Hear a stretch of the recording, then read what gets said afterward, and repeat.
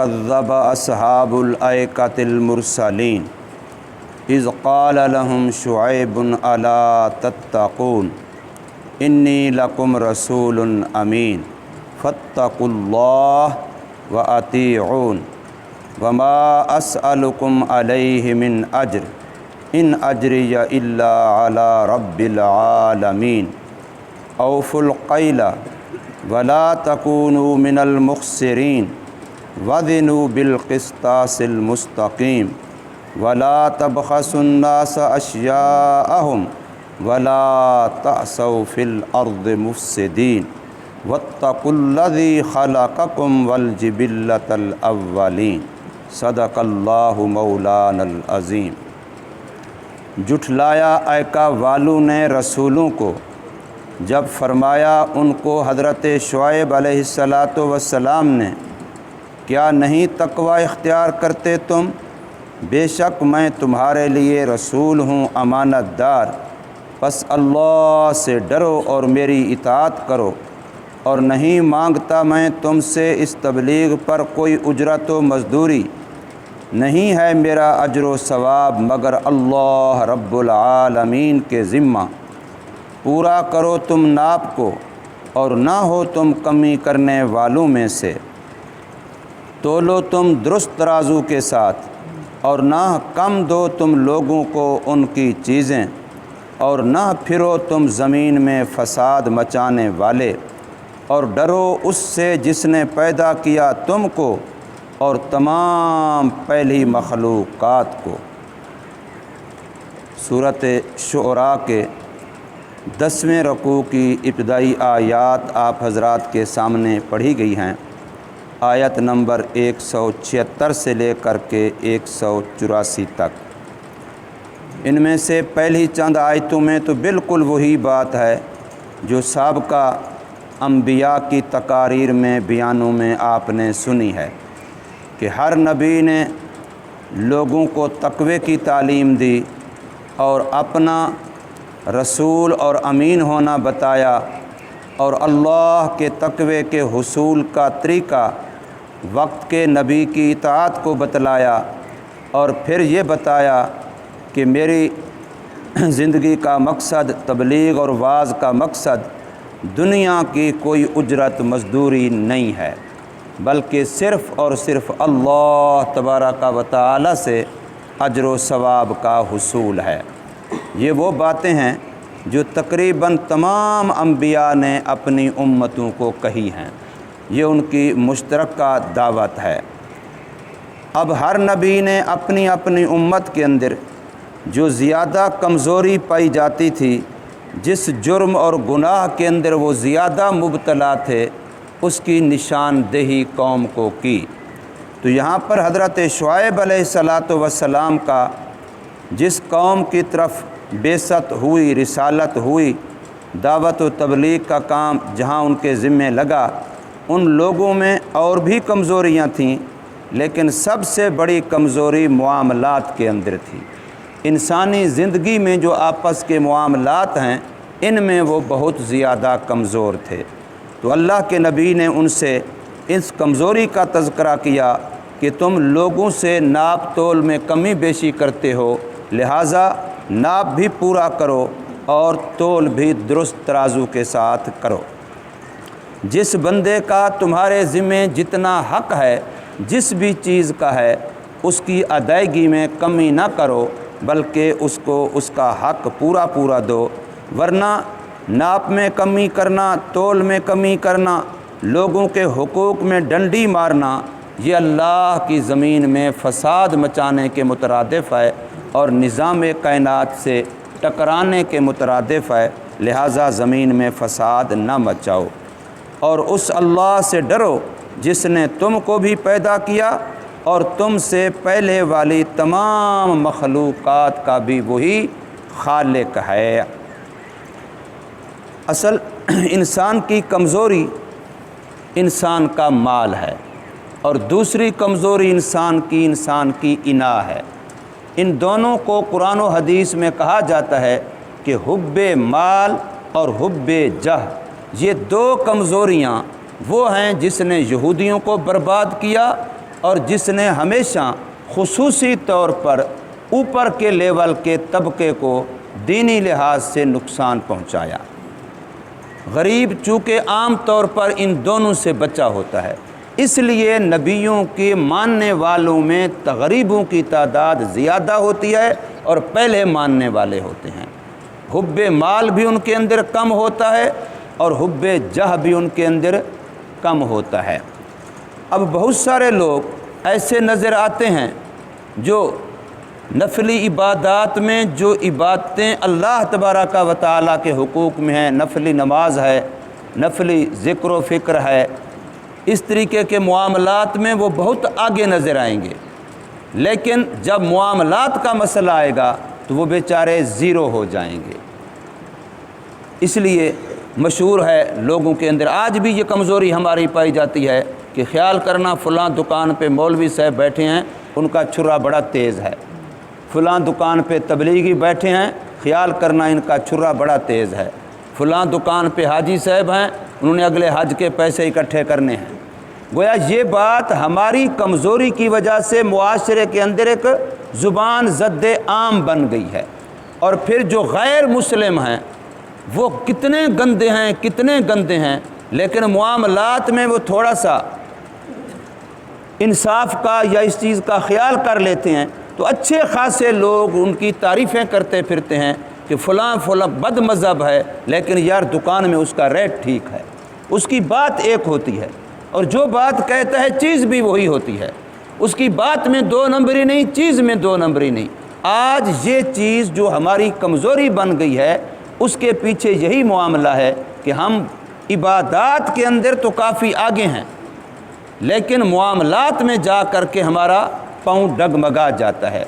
تو حضرت شعیب علیہ السلام کی قوم، جن کا تفصیلی تذکرہ تو سورۃ اعراف میں آتا ہے اور سورۃ ہود میں آتا ہے اور سورۃ ہجر میں آتا ہے،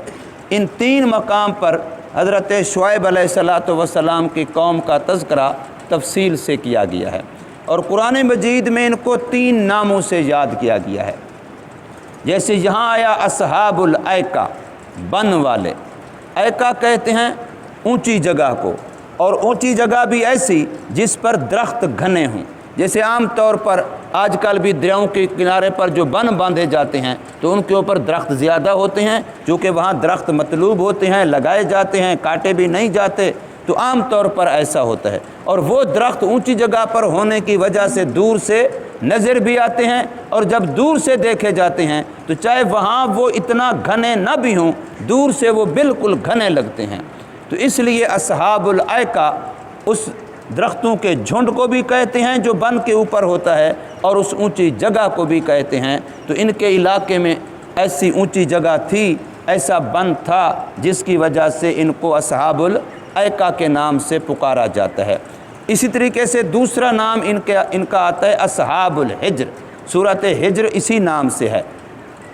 تو اصحاب الحجر، ہجر کا معنی بھی رکاوٹ ہوتا ہے، حجر کا معنی پتھر ہوتا ہے، بالکل وہی ہا جیم را ہوں، اس کو اگر ہجر پڑھ لو تو اس کا معنی رکاوٹ ہوتا ہے، اور اسی کا معنی ماں کی گود بھی ہوتا ہے۔ جس گود میں بچہ پرورش پاتا ہے اس گود کو بھی ہجر کہتے ہیں، اور اگر پتھر ہو تو اس کو حجر کہتے ہیں۔ یہ ہا حقے والی جسے ہم لوگ کہتے ہیں، جیم کی بہن، تو اس ہا کے ساتھ اگر ہو، اور اگر دوسری ہا ہو تو اس کا معنی چھوڑنا ہے، اس کا معنی ہجرت ہے۔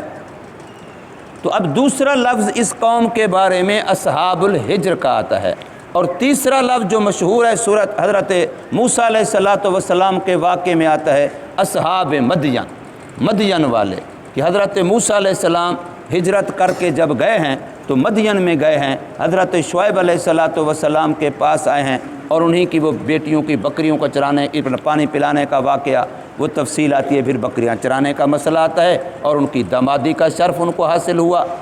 تو بہرحال یہ تین لفظ بولے جاتے ہیں، اور مدین جو ہے یہ حضرت ابراہیم علیہ السلام کے پوتوں پڑ پوتوں میں ایک شخص گزرا ہے، اور اس کی طرف ان کی نسبت کی جاتی ہے۔ تو یہ اصحاب مدین بھی ان کو کہا جاتا ہے، اصحاب الحجر بھی ان کو کہا جاتا ہے، اصحاب الایکہ بھی ان کو کہا جاتا ہے۔ یہ حضرت شعیب علیہ السلام کی وہ قوم ہے جن کی دعوت و تبلیغ کے لیے ان کو مبعوث کیا گیا ہے، تو انہوں نے سب سے پہلے جا کر کے اپنی قوم کو جو بات فرمائی ہے، کہی ہے، تو وہ یہی تھی کہ تم تقوی اختیار کرو۔ تقوی والے کیوں نہیں بنتے ہو؟ تو تقوی یہ مقصود ہے، اور یاد رکھیے تقوی دل کا فعل ہے۔ حضور صلی اللہ علیہ وسلم کی حدیث پاک آتی ہے، بعض جمعے اور عیدین کے خطبوں میں پڑھی جاتی ہے کہ حضور نے فرمایا التقوی ہا ہونا، التقوی ہا ہونا، التقوی ہا ہونا۔ آپ نے اشارہ بھی فرمایا اپنے ہاتھ مبارک سے، اور کہا بھی، فرمایا بھی زبان سے بھی کہ تقوی یہاں ہوتا ہے، تقوی یہاں ہوتا ہے، تقوی یہاں ہوتا ہے۔ تقوی دل کا فعل ہے، اس لیے کسی پر ہم یہ نہیں کہہ سکتے کہ فلاں متقی ہے، فلاں متقی نہیں ہے۔ کیا پتہ کس کے دل کا حال کیا ہے؟ دلوں کے حال تو اللہ ہی جانتا ہے۔ ہاں البتہ ظاہری طور پر جو بندہ اللہ کی نافرمانی سے، شریعت کی مخالفت سے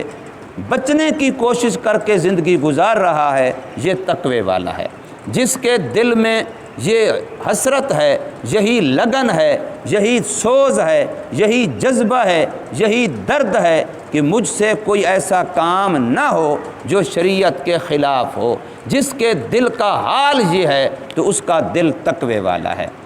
عملی طور پر کوتاہی کا ہونا نہ ہونا یہ الگ چیز ہے، لیکن جس وقت بندے کے اندر کا احساس مٹ جاتا ہے کہ میں نے غلطی کی ہے کہ نہیں کی ہے، میں نے سنت چھوڑی ہے کہ نہیں چھوڑی ہے، میں نے کوئی گناہ کا کام کیا ہے کہ نہیں کیا ہے، جب احساس اندر کا مٹ جاتا ہے تو پھر دل تقوی سے مکمل محروم ہو جاتا ہے۔ پھر سمجھو اس بندے بیچارے کا حال بہت پتلا ہو گیا ہے کہ احساس ہی مٹ گیا۔ لیکن احساس اگر زندہ ہے بندے کا اور عملی کمزوری پائی جاتی ہے تو آج نہیں تو کل یہ بندہ ضرور سدھر جائے گا۔ اس لیے جو عام طور پر کہا جاتا ہے کہ بدعتی کو اللہ توبہ کی توفیق نہیں دیتا، اس کی وجہ یہ ہے کہ بدعتی کبھی بھی بدعت کرتے ہوئے یہ نہیں سمجھتا کہ میں غلطی کر رہا ہوں، بلکہ وہ تو سمجھتا ہے مجھے اس پر ثواب ملے گا، وہ تو اس پر سمجھ رہا ہوتا ہے کہ میری آخرت بن رہی ہے، میں تو صحیح کر رہا ہوں۔ وہ اس کو، کیونکہ بدعت اسی کو کہتے ہیں جس کو دین سمجھ کے کیا جائے، اگرچہ وہ دین نہیں ہے،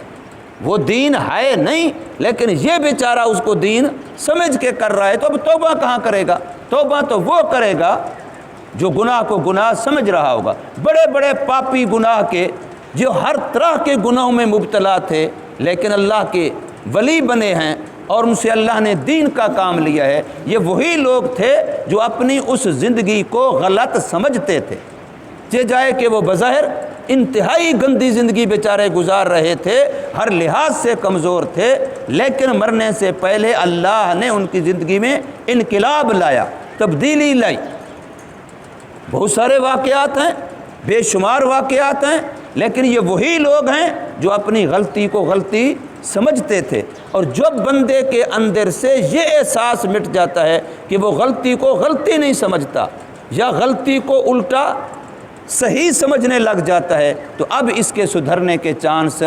کم ہو جاتے ہیں، ختم ہو جاتے ہیں۔ اس لیے بندے کو ہمیشہ حق کا طالب رہنا چاہیے اور اپنی زندگی کے کسی بھی عمل پر خود فیصلہ کر کے مطمئن نہیں ہونا چاہیے، بلکہ اپنے اعمال کو قرآن و حدیث کے ماہرین کے سامنے، اپنے نظریات کو قرآن و حدیث کے ماہرین کے سامنے پیش کرنا چاہیے۔ اگر وہ تصدیق و تصویب فرما دیں تو بہت اچھی بات ہے، خوش ہونا چاہیے، اور اگر وہ غلطی بتائیں تو فوراً اپنی غلطی ماننی چاہیے، اس کو آئیں بائیں شائیں کر کے تعویلیں کر کے اپنے نفس کو مطمئن نہیں کرنا چاہیے۔ من اتبع عالما لقی اللہ سالما، جب دنیا میں ہم علماء کی اتباع کریں گے، قیامت میں ہماری جان چھوٹی ہوگی۔ اب وہ جانے، اس کا کام جانے۔ ہم نے عالم کو من حیث العالم دیانتاً، اس لیے نہیں کہ چونکہ یہ میری موافقت کرتا ہے چنانچہ میں اس سے فتویٰ پوچھوں گا، بلکہ عالم من حیث العالم کہ اس کا علم ٹھیک ہے،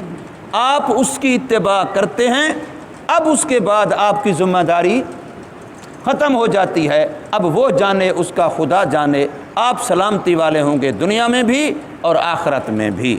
اس لیے فرمایا جا رہا ہے کہ کذب اصحاب الایکۃ المرسلین، ایکا والوں نے، بن والوں نے جھٹلایا ہے رسولوں کو۔ ایک رسول کو جھٹلایا لیکن سب کو جھٹلانا کہا جا رہا ہے۔ یہ بات بار بار ہمارے سامنے آئی۔ یہ 7واں اور آخری واقعہ قصہ ہے جو اس صورت میں اہل مکہ کو سمجھانے کے لیے اور قیامت تک آنے والے انسانوں کی ہدایت و نصیحت عبرت کے لیے سنایا گیا ہے۔ اذ قال لهم شعیب الا تتقون، جس وقت فرمایا ان کو حضرت شعیب علیہ السلام نے، کیا نہیں تقوی اختیار کرتے تم؟ انی لکم رسول امین، بے شک میں تمہارے لیے اللہ کی طرف سے بھیجا ہوا ہوں۔ رسول مرسل ہوتا ہے، اللہ کی طرف سے منتخب ہوتا ہے، بھیجا ہوا ہوتا ہے۔ اپنی طرف سے نہ وہ کوئی رسالت کا منصب پا سکتا ہے کہ زیادہ عبادت کرنے سے، نیکی کرنے سے بندہ رسول بن جائے، قطعاً ایسی بات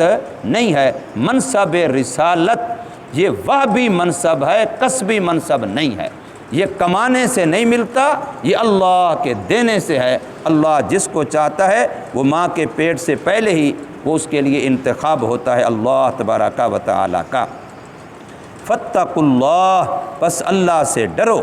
وَأَطِیعُونِی، اور میری اطاعت کرو۔ اب میری اطاعت کا معنی کبھی اللہ کے نبی کا یا عالم دین کا یہ نہیں ہوتا کہ میرے بن جاؤ، میرے مرید بن جاؤ، بس میرے اشارے پہ چلو، مجھے ہدیے دیتے رہو، میرے سال کے بعد فلاں کے بعد میرا فلاں فلاں دیتے رہو۔ جیسے بعض پیروں نے فصلوں میں حصے مقرر کیے ہوئے ہیں کہ فصلوں میں سے بھی میرے لیے اتنا دے دینا، بس اس کے بعد تم کچھ کرو نہ کرو پھر تمہاری آخرت کے ہم ذمہ دار ہیں۔ تو یہ بالکل دھوکہ ہے انسان کا۔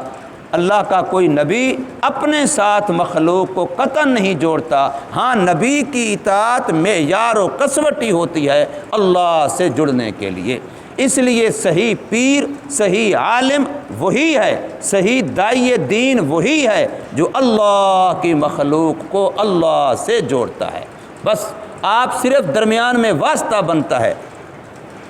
اپنے ساتھ جوڑ کے اپنا عقیدت مند بنانا، اپنے مریدین کا اضافہ ہو رہا ہے، میرے متعلقین کا اضافہ ہو رہا ہے، میری واہ واہ کرنے والے زیادہ ہو رہے ہیں، مجھے ہدیے تحفے دینے والے زیادہ ہو رہے ہیں۔ یہ کسی عالم اور کسی صحیح پیر کا خیال بھی نہیں ہو سکتا۔ اس نے اتباع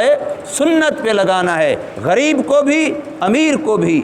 عالم کو بھی، غیر عالم کو بھی، جو بھی میرے ساتھ تعلق جوڑے، میں نے راستہ بتانا ہے کہ یہ راستہ ہے پیغمبر صلی اللہ علیہ وسلم کی سنت کا، اس پہ چلو گے تو اللہ سے سلامتی کے ساتھ ملو گے۔ تو اس لیے فرمایا کہ میری اطاعت کرو۔ وما اسألکم علیہ من اجر، میں اس پر تمہارے سے دنیاوی اغراض، دنیاوی مقاصد، دنیاوی فوائد و نفع کا قطعاً خواہ نہیں ہوں۔ ان اجریہ الا علی رب العالمین، میرا اجر و ثواب، میرا بدلہ، میری مزدوری اسی رب العالمین کے ذمہ ہے جس نے میری یہ ڈیوٹی لگائی ہے، جس کے حکم پر میں یہ کام کر رہا ہوں۔ اوف الکیلا، ناپ کو پورا کرو، ناپ تول میں ڈنڈی مار کر کے اپنی روزی کو حرام نہ بناؤ۔ جب روزی مشکوک ہو جائے گی تو اسی روزی سے آپ کے جسم میں خون نے بننا ہے، اسی خون سے سر کے بالوں سے لے کے پاؤں کے ناخن تک آپ کے پورے جسم نے عمل کرنا ہے۔ تو پھر نمازیں بھی اسی جسم سے ہونی ہیں، حج عمرے بھی اسی جسم سے ہونے ہیں، دعائیں بھی اسی زبان سے ہونی ہیں۔ تو یہ ساری حرام کی پلی ہوئی ہوں گی، تو پھر ان سے عبادات کیسے قبول ہوں گی، دعائیں کیسے قبول ہوں گی؟ اور فرمایا وَلَا تَكُونُوا مِنَ الْمُخْسِرِينَ، نہ ہو تم کمی کرنے والوں سے، کسی کے حق کو گھٹا کر کے، کسی کے وزن میں، تول میں، ناپ میں، کسی بھی چیز میں کمی کرنے والے نہ بنو۔ اس کے تحت بعض مفسرین نے یہ بات لکھی ہے کہ جو صورت مطففین قرآن مجید میں 30ویں پارے کے اندر ہے کہ اگر ایک بندہ مزدور ہے، ملازم ہے، چاہے وہ چھوٹے لیول کا یا بڑے لیول کا، اس کی جو ذمہ داری ہے، جو اس کی ڈیوٹی ہے، اس میں کمن یا کیفن، کمن یہ کہ وقت میں 2 گھنٹے، 1 گھنٹہ، آدھا گھنٹہ وقت کم دیتا ہے تو یہ کمن کمی ہے، اور کیفن یہ کہ جو اس کی ذمہ داری میں کام ہے اس کام کے اندر ڈنڈی مارتا ہے، تو یہ بندہ بھی لوگوں کو ان کی چیز کم کر کے دے رہا ہے، یہ بندہ بھی مطففین میں سے ہے۔ حضرت عبداللہ بن عباس رضی اللہ تعالی عنہ کا فرمان آتا ہے کہ صرف ناپ تول کی یہ کمی پیمانوں میں نہیں ہوتی، بلکہ یہ زندگی کے ہر شعبے میں ہوتی ہے۔ میں پڑھاتا ہوں کسی کو دین کی کتاب، اس کے اندر بھی میں اگر کمی کروں گا، باتیں چھوڑ دوں گا، شاگرد کو پوری نہیں بتاؤں گا، تو میں بھی متففین میں سے بن جاؤں گا اور اس کا حق مارنے والوں میں سے بن جاؤں گا۔ اس لیے جب کسی بھی شعبے میں، کسی بھی کام میں ہمارا ذمہ داری ہے، ڈیوٹی ہے، تو پھر ہم نے دیکھنا ہے کہ اس کے لیے ہم نے وقت کتنا دیا ہوا ہے، کتنے وقت کا معاہدہ ہے، اور ہم نے کیفن کہ کام کو کس معیار کے ساتھ کرنا ہے، مقدار بھی پوری ہو، معیار بھی پورا ہو۔ تو اس لیے فرمایا نہ ہو تم کمی کرنے والوں میں سے، وزنوا بالقسطاس المستقیم، تولو درست ترازو کے ساتھ۔ ان لوگوں نے ایسا کیا ہوا تھا کہ لینے کے لیے الگ تول کا ترازو تھا اور دینے کے لیے الگ تھا، لینے کے لیے ناپ کے پیمانے اور دینے کے لیے ناپ کے پیمانے اور ولا تبخسوا الناس اشیاءہم، اور نہ کم دو لوگوں کو ان کی چیزیں، ولا تعثوا فی الارض مفسدین، اور نہ پھرو زمین میں فساد مچانے والے۔ ایک بندہ کہیں بھی اللہ کی نافرمانی کرتا ہے تو وہ فسادی ہے، خدا کی زمین میں جو اللہ نے نظام دیا ہے اس کے اندر وہ بگاڑ پیدا کر رہا ہے۔ واتقوا الذی، اور ڈرو اس اللہ سے جس نے خلقکم، پیدا کیا ہے تم کو، والجبلۃ الاولین، اور پہلی تمام مخلوقات کا خالق بھی وہی ہے، اس اللہ سے ڈرو۔ یہ دل کے اندر خوف پیدا ہو جائے تو پھر کسی جتنے بھی ادارے ہیں اوپر، یہ جی رشوت نہ لی جائے، وہ جی فلاں نہ کیا جائے، پولیس کے ہیں چوری کے خلاف فلاں، یہ سب ختم ہو جاتے ہیں جب دل کے اندر یہ بات پیدا ہو جائے کہ میں کہیں تنہا بھی نہیں ہوں، میرے ساتھ میرا اللہ ہے جو دیکھ رہا ہے، اور یہ کہ وہ اللہ مواخذے پر قادر ہے، آج یا کل اگر میں کوئی بھی ڈنڈی ماروں گا تو وہ مجھے ضرور پکڑے گا، اور خصوصاً جب مخلوق کے حق میں کروں گا تو پھر وہ معاف نہیں کرتا۔ اللہ تبارک و تعالی ہمیں سمجھ نصیب فرمائے، عمل کی توفیق۔